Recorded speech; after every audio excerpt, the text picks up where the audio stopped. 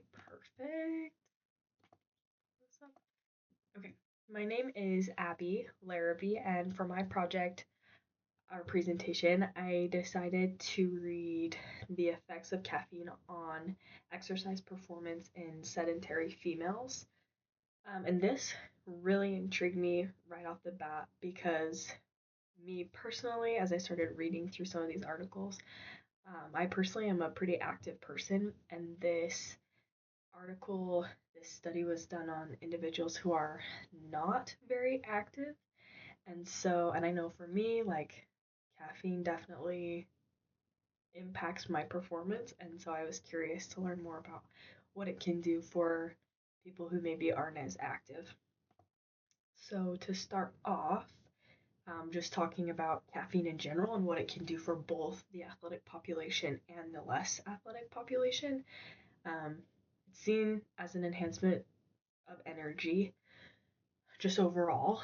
Um, and this can be for different kinds of exercise for athletic people, different kinds of exercise for different amounts of time, duration, the intensity of exercise, and overall is seen as pretty beneficial for athletes. And then there are some benefits that I listed that are very specific to athletes that I later learned that are not the same for the sedentary population. Things like reduced um, feelings of pain and tiredness, and an increase in power output, just energy overall.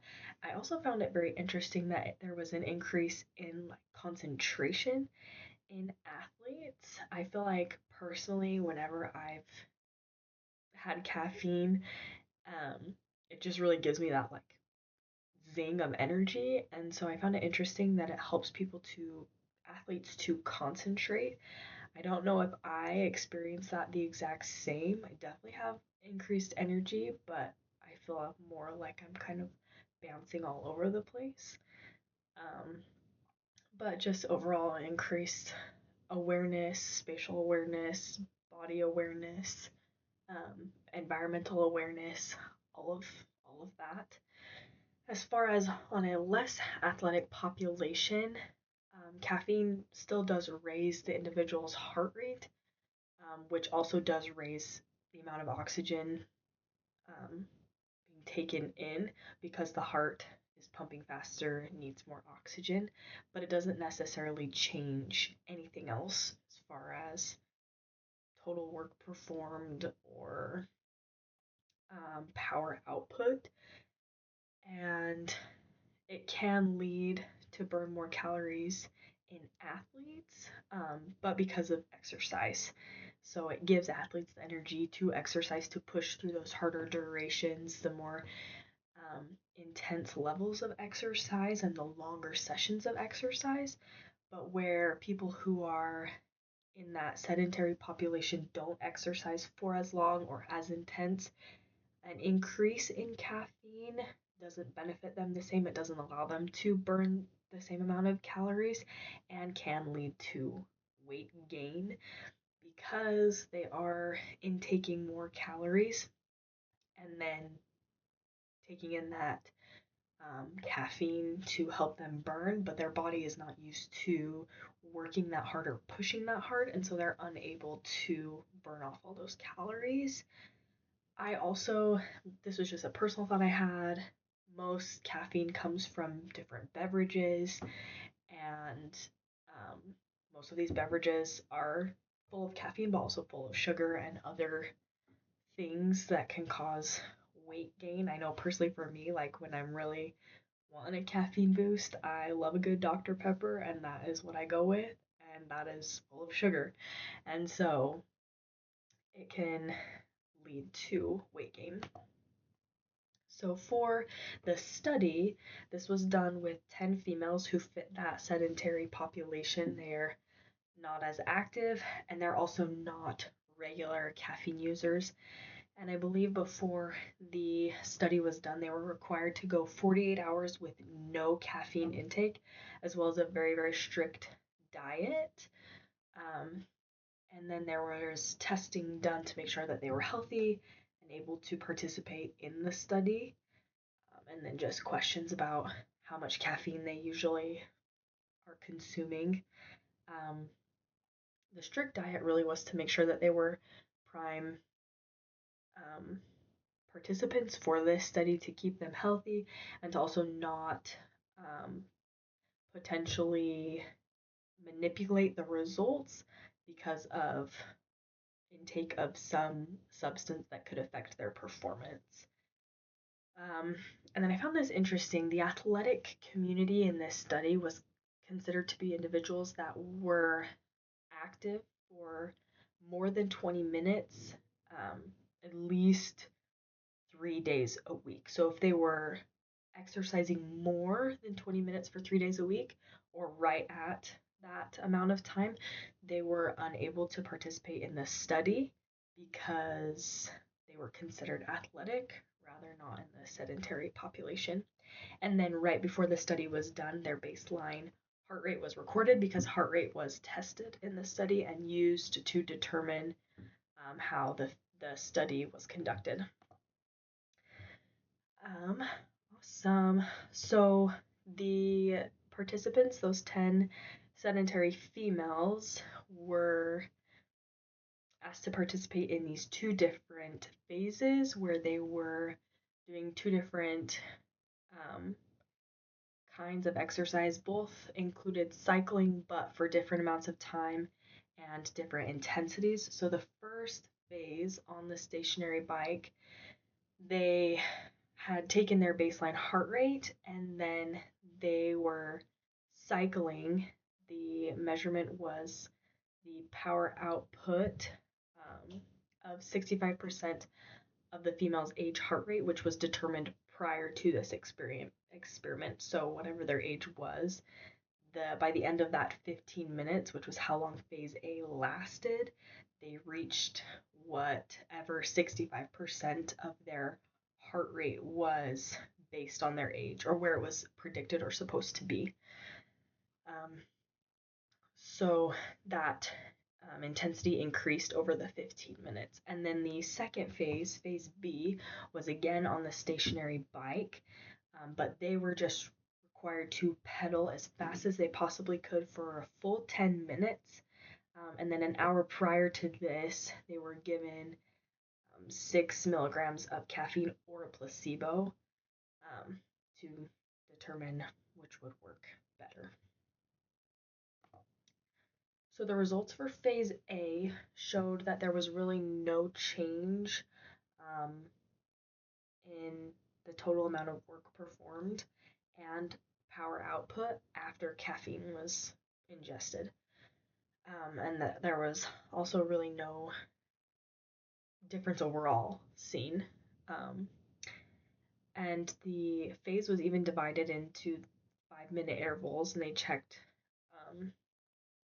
those 5-minute intervals, and there was no connection between that amount of time and these amounts of like work performed and power output after caffeine was consumed. There was really no change, no benefit for these sedentary females. Post hoc showed that there was a larger amount of energy expenditure and heart rate, because caffeine increases the heart rate and increases energy. So the heart is working harder, it's pumping faster, which increases the amount of energy expenditure after the caffeine was consumed, and then after that 15 minutes of cycling. It also showed, the post hoc showed an increase in oxygen volume.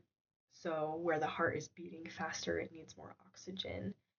There was an increase in oxygen intake after that 15 minutes. So here is this table that I've got. You can see these numbers over here, and this will make more sense as I get to the other tables showing the results for other parts of the experiment. So this one specifically, the effects on the total amount of work done, mean power, and energy expenditure. There is a difference, a slight difference in these numbers over here.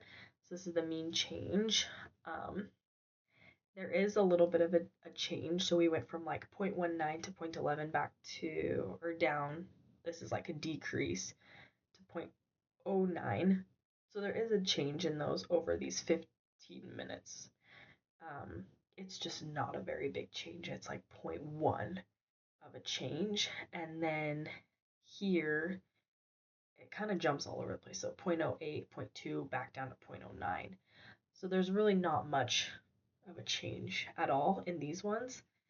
And then there's this table here for specifically on heart rate, perceived exertion, oxygen uptake, and respiratory exchange.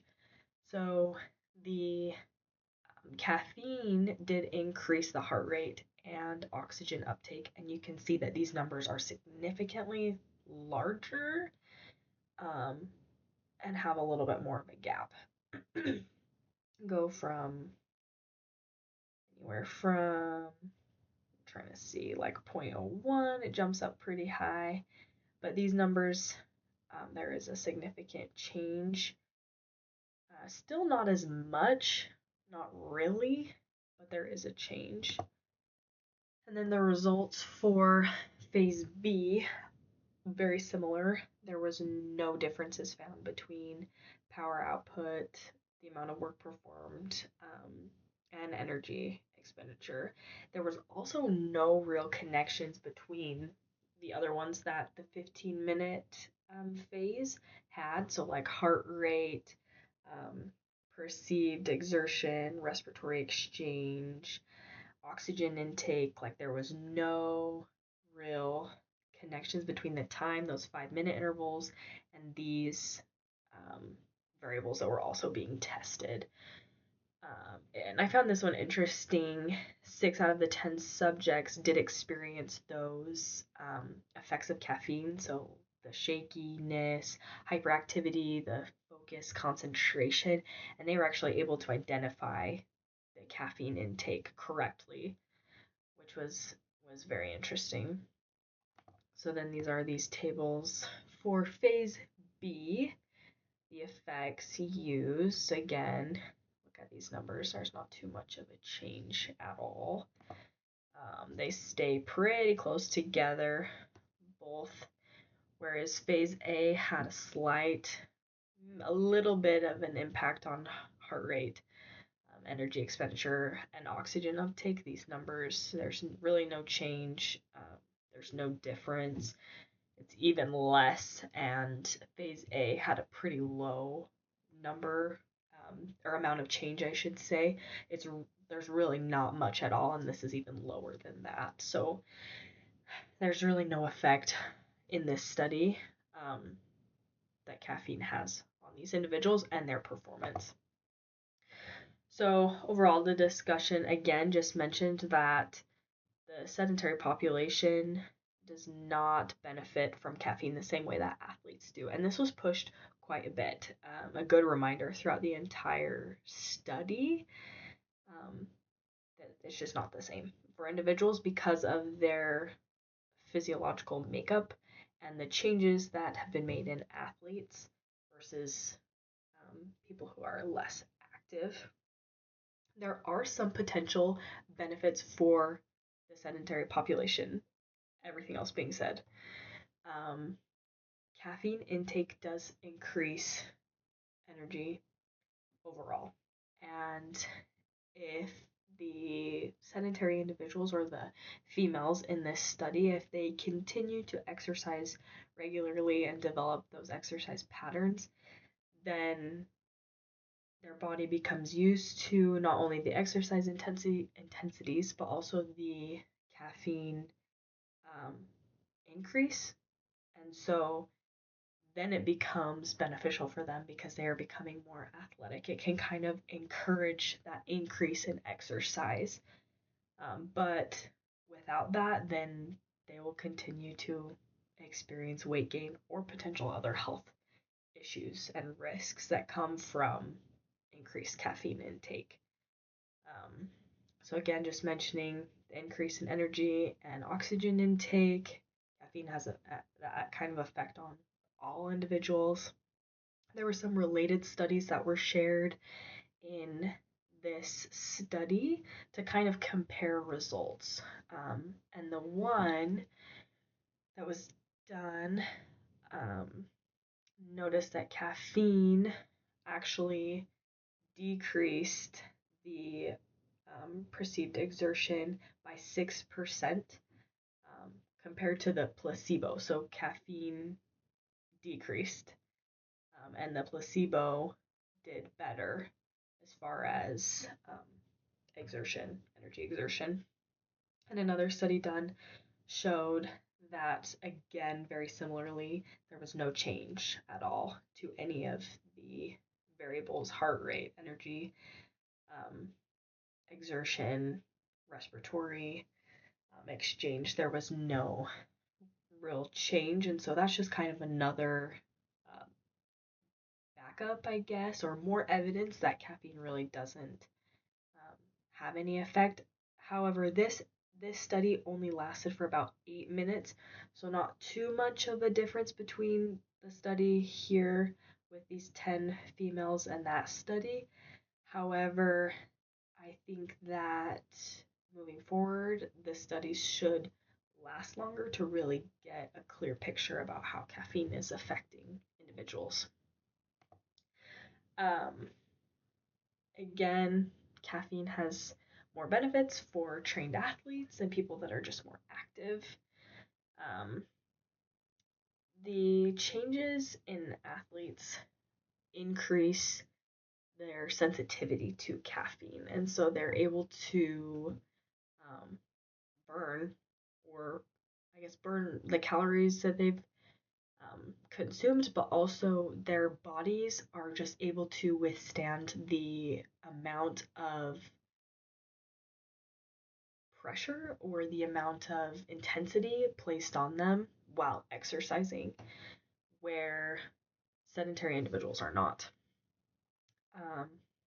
And those athletic people, they do rely more on fatty acids for energy, which caffeine does gather.